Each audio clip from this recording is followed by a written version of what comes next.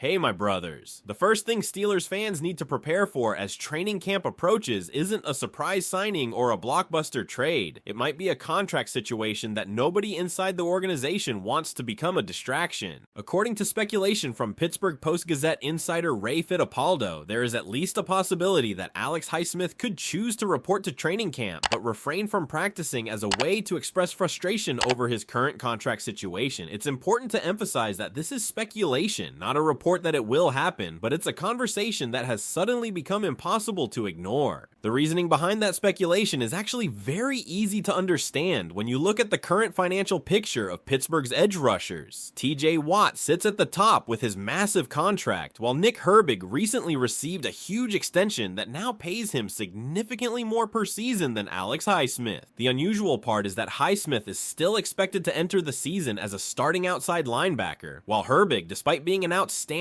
player, is technically behind him on the depth chart. From Highsmith's perspective, it's not difficult to imagine why he might believe the market no longer reflects his value to the defense. Ray Fittipaldo even suggested that Highsmith could simply arrive at Latrobe, stay with the team, but avoid participating in practices to send a message. Again, he made it very clear that he wasn't reporting inside information, but offering his own opinion about what could happen, considering the current contract dynamics. He also pointed out that the Steelers probably would not give in easily because Highsmith still has 2 years remaining on the extension he previously signed. From the organization's perspective, rewarding every player who becomes unhappy with a new contract would create a dangerous precedent. Still, this situation becomes fascinating because there are legitimate arguments on both sides. Highsmith has consistently been one of Pittsburgh's most reliable defenders. He has played opposite TJ Watt, handled a starter's workload, produced at a high level, and helped establish one of the league's most respected pass rushing duos. Now he watches another talented edge rusher receive a larger annual salary while he continues playing under the previous agreement. Whether fans agree with him or not, it's understandable why that could become frustrating. At the same time, there are reasons to believe this never develops into a real issue. After Nick Herbig signed his extension, Highsmith did return and finish off-season activities. While he missed a few OTA practices because he was sick, there has been no concrete indication from inside the building that he's preparing to stage any kind of hold-in once training camp begins. That's why, despite acknowledging the possibility, the expectation remains that Highsmith ultimately reports and practices normally. The reason this story matters so much goes beyond one player's contract. Pittsburgh's entire defensive identity may depend on the chemistry between TJ Watt, Highsmith, and Nick Herbig. This trio has the potential to become one of the NFL's most dominant outside linebacker groups, and many believe it could be the strongest position group on the entire roster. If the Steelers' defense is going to carry this team deep into the season, those three players must work together at an elite level. Any contract tension, even if temporary, becomes something worth monitoring because it could create an unnecessary distraction during one of the most important weeks of the year. But that's only one major storyline developing before training camp. There's another debate happening behind the scenes involving Pittsburgh's salary cap, and this one could affect multiple cornerstone players over the next several months. Just a short time ago, Steelers insider Mark Kaboly confidently stated that the organization would almost certainly restructure TJ Watt's contract before extending Joey Porter Jr. His belief was straightforward. Restructuring Watt would create valuable cap space that could help the Steelers handle future financial commitments, including practice squad expenses and upcoming extensions. However, another respected insider, Nick Farabaugh, strongly disagrees with that approach. Instead of touching Watt's contract, Farabaugh believes Pittsburgh would be much better off restructuring DK Metcalf's deal. His reasoning centers around flexibility. According to his view, restructuring Watt now could limit the team's future options if circumstances change next offseason, especially if the organization eventually needs financial flexibility involving its veteran pass rusher. Meanwhile, restructuring Metcalf could still generate enough cap relief while avoiding those long-term complications. So now Steelers fans are left with two fascinating questions heading into training camp. Will Highsmith simply focus on football despite the contract imbalance? And if Pittsburgh decides to create additional salary cap space before the season, which direction should the front office actually take? What do you think the Steelers should do? The debate becomes even more interesting once you look at how Pittsburgh's salary cap is actually structured for the remainder of the offseason. At first glance, the Steelers don't appear to have much financial flexibility. The team currently has roughly $6 million in available cap space, but that number can be misleading because several unavoidable expenses are still waiting before week 1 even arrives. The organization still needs to account for workout bonuses, complete the active roster, sign Drew Allar, and cover the costs associated with the practice squad. Once those routine expenses are factored in, nearly all of the remaining cap space is expected to disappear. That financial reality explains why restructuring at least one veteran contract continues to be such an important topic around the organization. But according to the discussion in the report, the Steelers don't necessarily need to rush into restructuring TJ Watt simply because of upcoming extensions. Pittsburgh has developed a pattern when negotiating long-term deals. Instead of placing the biggest salary cap burden immediately, the team often structures new contracts so that the larger cap hits arrive in future seasons. That's exactly how previous extensions have been handled, allowing the front office to complete important deals without creating an immediate financial crisis. Because of that strategy, Pittsburgh could theoretically move forward with extensions for players like Joey Porter Jr. and Keeanu Benton without dramatically changing its current cap situation this season. The larger financial impact would be delayed, giving the organization additional breathing room while keeping its long-term core together. That's one of the reasons why some insiders don't believe restructuring TJ Watt is an urgent necessity right now. Instead, the argument for restructuring DK Metcalf continues to gain traction. The reasoning isn't based on Metcalf needing a new contract. It's about preserving flexibility elsewhere. If the Steelers eventually determine they need additional cap space before the season begins, restructuring Metcalf creates room without potentially limiting future options involving Watt. The concern raised in the discussion is that restructuring Watt now could make it much more difficult to move on from his contract if circumstances ever changed after the season. Whether fans agree with that scenario or not, that's the financial logic being presented behind the recommendation. But while contract discussions continue to dominate headlines, another storyline has created even more frustration among Steelers fans, and this one has nothing to do with salary cap management. ESPN recently released its rankings of the NFL's top blue chip players under the age of 25 heading into the 2026 season, and according to the report, Pittsburgh was placed near the bottom of the league. Even more surprising, the Steelers were given 0 players in that elite category. The biggest criticism wasn't simply where Pittsburgh ranked, it was who ESPN decided to leave off the list. According to the discussion, both Nick Herbig and Derek Harmon were completely overlooked despite their strong outlook entering the season. The criticism became even stronger after comparing some of the players who actually made ESPN's list. Several names were highlighted as examples of players who either struggled during the previous season or had accomplished significantly less than Herbig. One example that received particular attention was guard Jonah Jackson. According to Pro Football Focus data cited in the discussion, Jackson earned the lowest overall grade among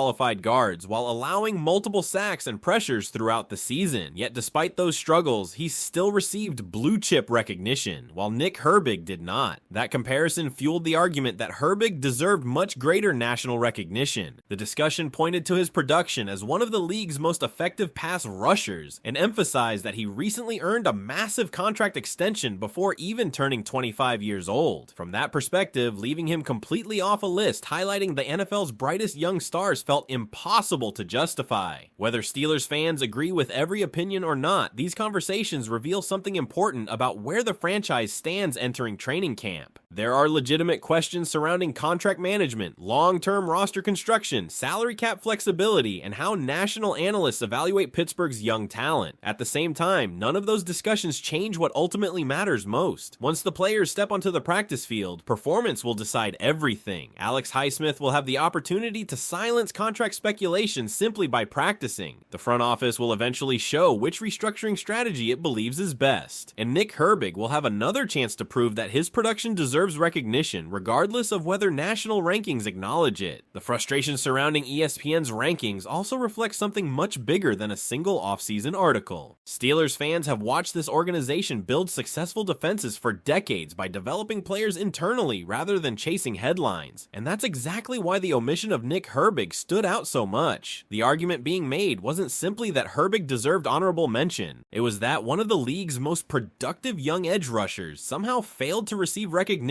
despite earning a massive extension and producing at a level that justified Pittsburgh investing heavily in him before he even reached his 25th birthday. The criticism became even sharper because the comparison wasn't being made against established superstars. Instead, the discussion focused on several younger players who either struggled significantly during the previous season or have yet to prove themselves at the NFL level. That is why the rankings generated such a strong reaction. From this perspective, the issue wasn't simply where the Steelers ranked, it was the consistency of the evaluation process itself. Whether that criticism proves justified will ultimately be answered on the field. If Herbig continues building on last season and once again becomes one of Pittsburgh's most disruptive pass rushers, national recognition will eventually have to follow. Awards, rankings, and off-season lists create headlines during the summer, but once the regular season begins, production becomes impossible to ignore. As training camp gets closer, though, it's remarkable how many important questions are still hanging over this football team. On one side, there's the uncertainty surrounding Alex Highsmith's contract situation. Even if nothing happens, it's a storyline everyone will be watching the moment veterans arrive in Latrobe. Every practice participation report will be examined, every appearance will be analyzed, and fans will immediately know whether the speculation was simply off-season noise or whether there was actually something more to it. At the same time, the front office has several major financial decisions approaching. Joey Porter Jr. represents one of the organization's most important young cornerstones, while